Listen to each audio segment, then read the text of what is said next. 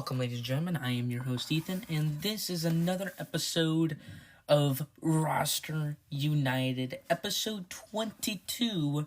Not so many episode.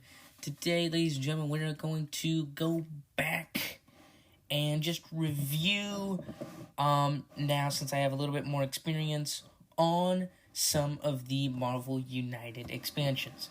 Now, yes, I have talked about lots of the expansions lately, but I still haven't talked about the Sinister Six nor the Infinity Gauntlet.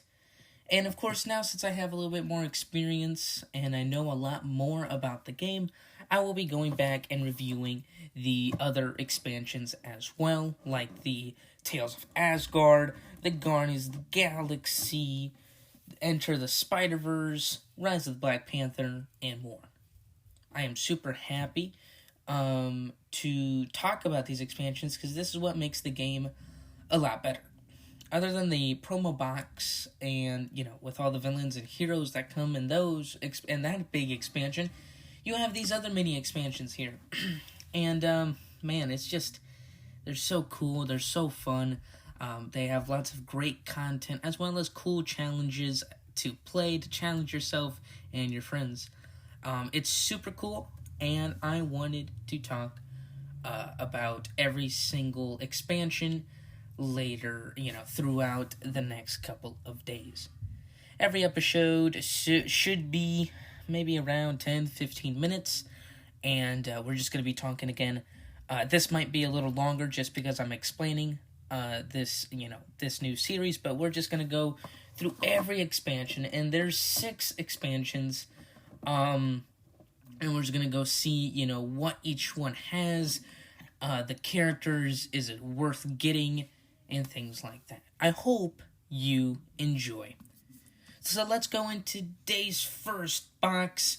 We're going to go and we're going to see Marvel United Tales of Asgard. Alright, so Tales of Asgard is actually a pretty good expansion. Now, what does it come with? Well, if you get Marvel United Tales of Asgard expansion, you will get Thor, Valkyrie, Korg, and Beta Ray Bill, who is basically a dinosaur version of Thor. Those are all heroes, and you will get one villain, of course, Loki. Now, before we continue into the challenges and all these different kind of things, how good are the characters? Because the characters are the main reason why you get any expansions, right? The heroes and the villains. That's what makes the game change, that's what makes the game change and spice things up. So how good is Thor? How good is Beta Ray Bill, Valkyrie, and Korg? Well, I will tell you. I have talked about all these 4 characters a while back, maybe 4 or 5 months ago. But it's always good to just go back and just talk about them, So, Thor here is a great character, great move and hit kind of character. And actually, he's decent on heroics, I'm not gonna lie. And Thor is fantastic. I think he's a really strong character. And yeah, I just think he's really good. Only problem with him is his ability. Yes, he has the hammer, Mjolnir. And man, it's super powerful. If I'm correct, it's deal 3 damage to a single enemy, if I'm correct. And oh my goodness, that's really strong. But again, it's not deal 3 damage to, just deal 3 damage in your location or 3 damage to any enemy. It's just deal 3 damage to a single enemy. So you're dealing all this damage, which is great. It's fine, especially if you're ready to defeat the main villain or one of the minions, right? But if you're supposed to clear characters, in locations, you can't really do that much with that ability, which I thought was kind of stinked, because, Thor can throw the hammer and bring it right back. I thought he could do maybe something with that, but I was wrong. But still, other than his ability, he is still really strong. He's very great.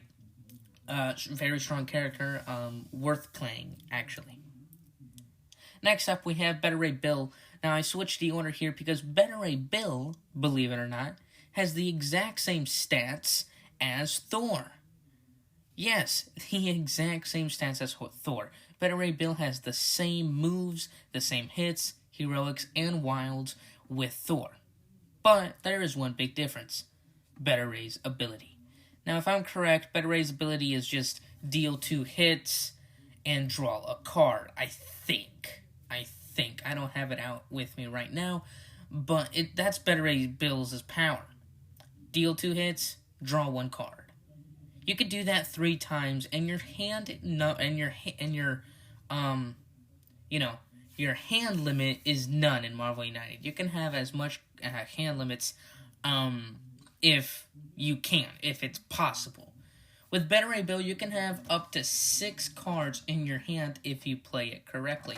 6 cards in your hand, that is fantastic. And dealing 2 damage, not to a single enemy, just deal damage to anything that you want to deal damage to. It can be 2 thugs. It can be to the villain or to the minion in the threat card. So there's a lot of options there as well. Better Ray Bill's stats, again, are the same as Thor. And like I said earlier, Thor is really strong character, really good, and heroics and moving and hits, really balanced. And Better Ray Bill is the same. So think about Thor and a little better than him. Better Ray Bill.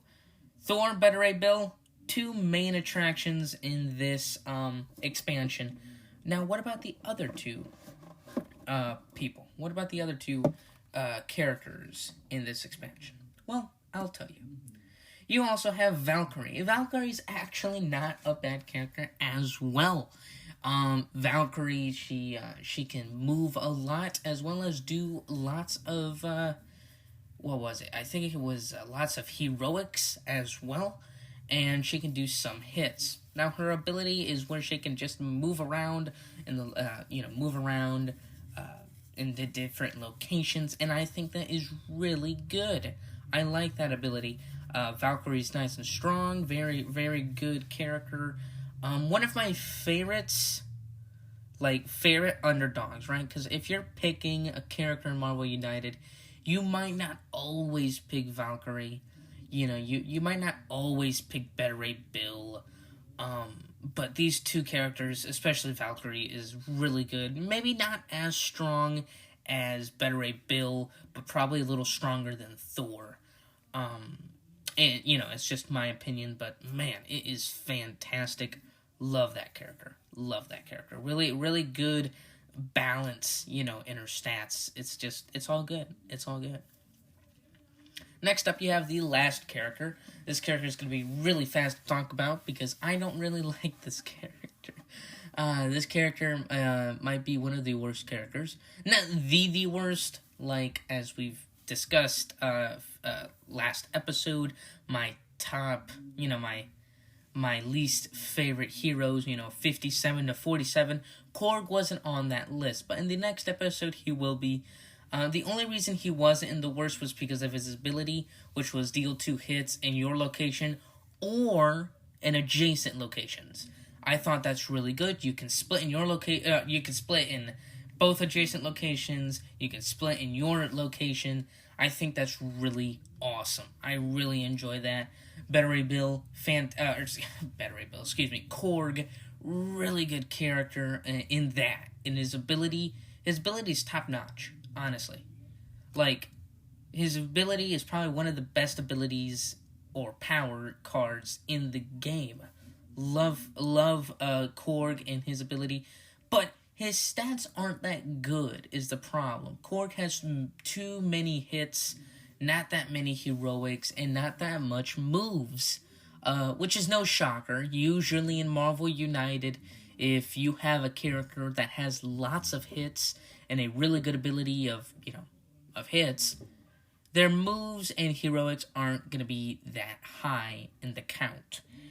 So I'm not really surprised there, but that just brings him down, is the sad part. If Korg had a little bit more moves, he might be at least from bad to average. Maybe still not such a good character, but at least he wouldn't be like he is now. I say he's bad, just, again, too many hits. Like, what's going on, people? Too many hits, not that much of literally anything else. So, yeah. Korg might be the weakest link in this expansion. Beta Ray Bill and Valkyrie might be the two underdogs here, and that's a good thing. That's a great thing. You know, it's these two characters that just not a lot of people would probably pick or choose because they ain't popular. You know, they would pick Thor because, you know, Thor is amazing, especially in the movies. Everybody loves Thor. Thor's a great character.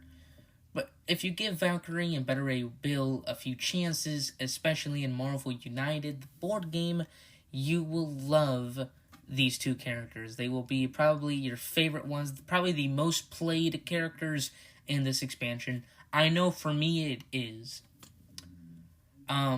Yeah, I mean, I've played with Beta Ray Bill probably the most in this expansion. I've probably played with him maybe a good 30 times, 25 times, around there. Really good character, really balanced. I just love Beta Ray Bill, as well as Valkyrie. I've played with Valkyrie as well a couple of times. I was just super surprised by how well she does, and I'm actually super surprised in how much I'm playing with that character. Next up, you have Loki. Now, again, Loki, we can spend a whole episode just talking about Loki, but just one of his base things. He's a very just basic character. You know, nothing really, you know, I don't know how to say it, just nothing really spectacular, nothing really that changes the game, but he's still cool to play with, I think. So I'll just tell you Loki's BAM effect, his special rules, as well as his overflow. His special rule is that when a hero is KO'd, Loki doesn't activate his BAM.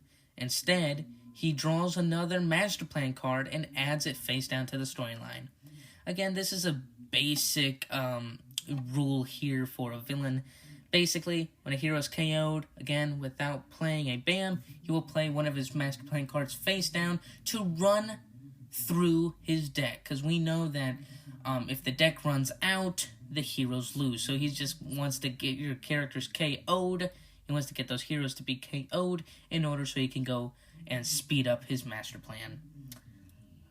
His BAM effect is deal 1 damage to each hero in Loki's location. Again, just 1 damage. It's a simple thing. I've seen this BAM, you know, a lot in a lot of the villains, which is sad because this is a very basic BAM effect. It's nothing cool, nothing like, oh my gosh, you know, risky, nothing like, we gotta be careful, you know, nothing cool. Nothing entertaining. This is just a basic BAM effect, as well as a basic overflow. It says here, if one or more civilians or thug tokens can't be added to a location, Loki gains 1 additional health. This may go above his starting value. Now, this it's a basic one, but it's also not. I say it's kind of in the medium range. You know, it's not in the it's not average. I'll say that. It's above average.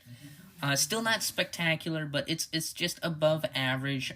His overflow is really cool because getting overflows for a villain is super simple, right?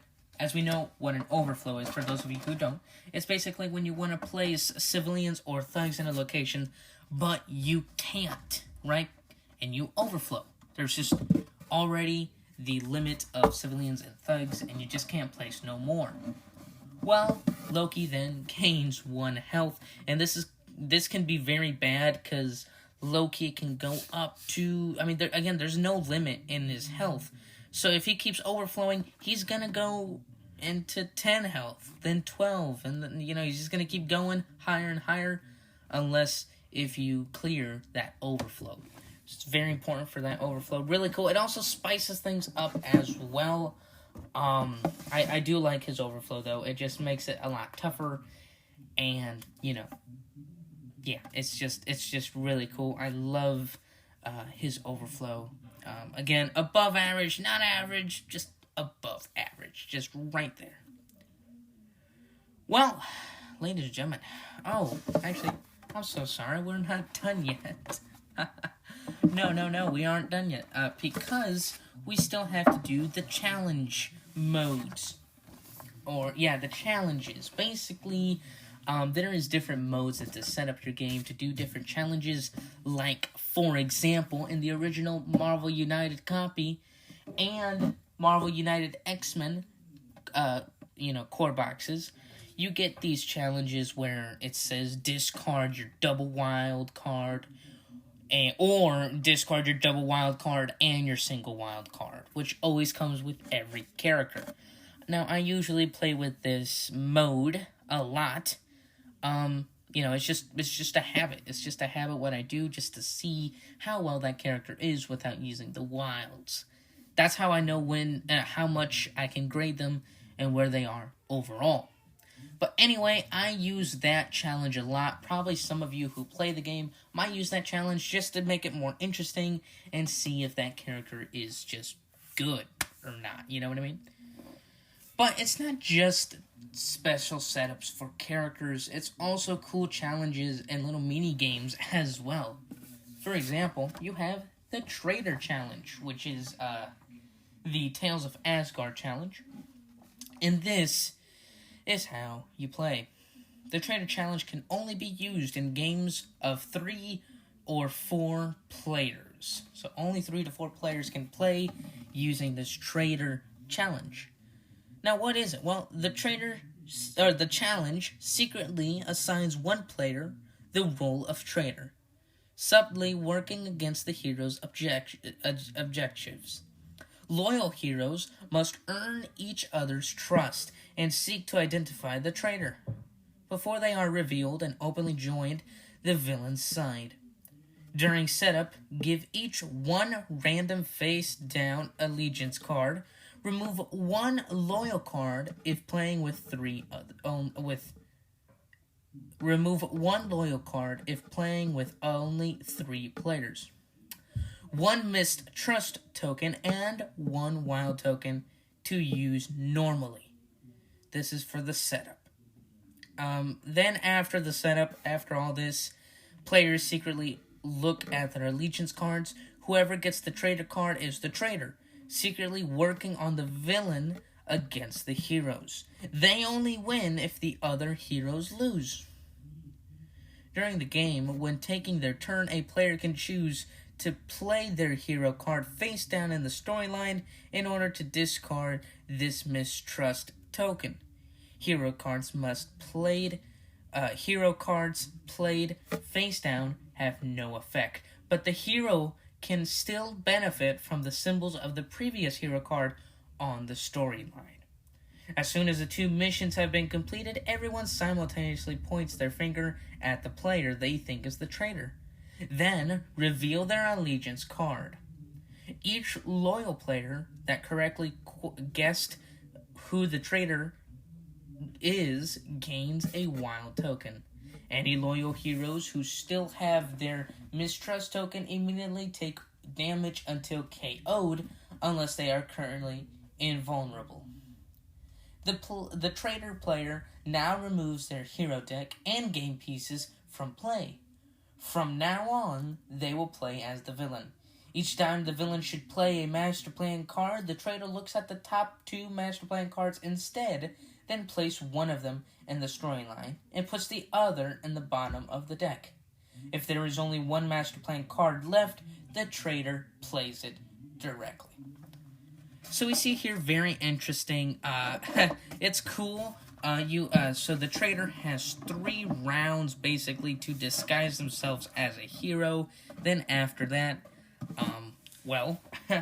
they are the villain. That is a pretty cool challenge. I've only played that challenge, I think, just 2 times. Not because I disliked it. It's because getting Marvel United in a 3-player game or a 4-player game can be a little hard. I play with 2 players a lot. Sometimes I play just by myself. And, it can be a little hard to play that challenge. But if you can get enough friends or family members to play, definitely bring that challenge out if you have the expansion. Really cool, really fun, And yeah, it's a cool challenge. I'm not gonna lie, it's a fun one, and it's challenging, I should say.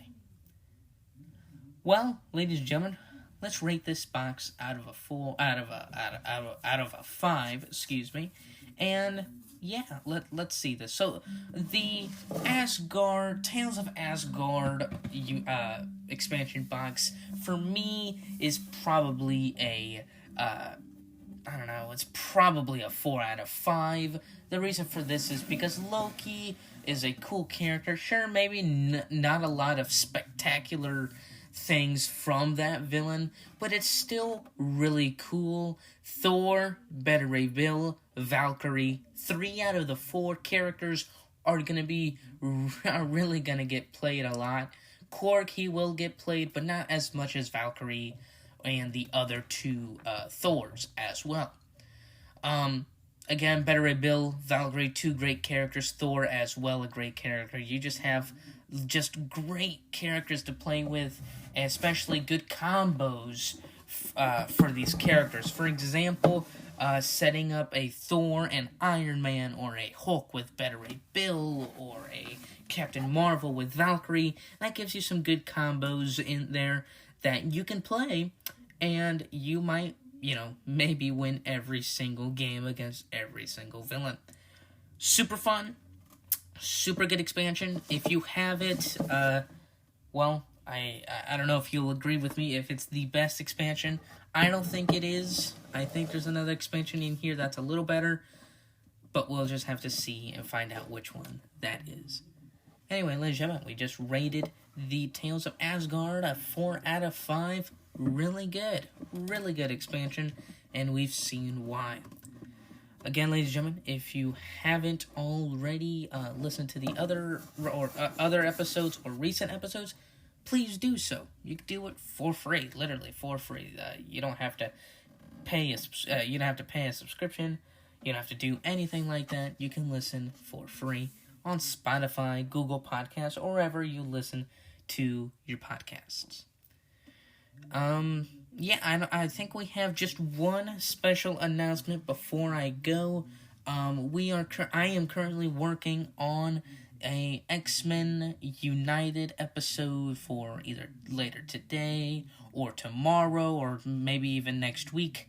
And I'm currently working right now on the script as well as figuring out some characters and describing them and some rules in there as well. We're going to be doing the X-Men United Part 2 episode, and it will be released at least before 2 weeks from now. So hopefully next week, or maybe even this weekend, we can get it out there, and you guys can all listen. Other than that, I think we're all fine. Thank you so much for listening. Again, if you haven't already, not just listen to our episodes, but also if you could subscribe as well as click the bell notification. Depending on where you are, every platform is a little different, but if you could subscribe or follow, please do so. It would mean a lot to me and to Roster United and this podcast. It would be fantastic if you could. Anyway, ladies and gentlemen, hope you have a fantastic day. I am your host, Ethan, and this is Roster United.